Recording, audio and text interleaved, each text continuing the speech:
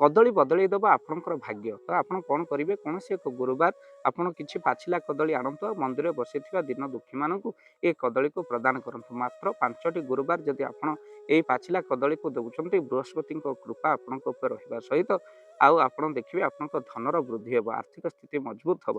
थे परीक्षा कर देखु।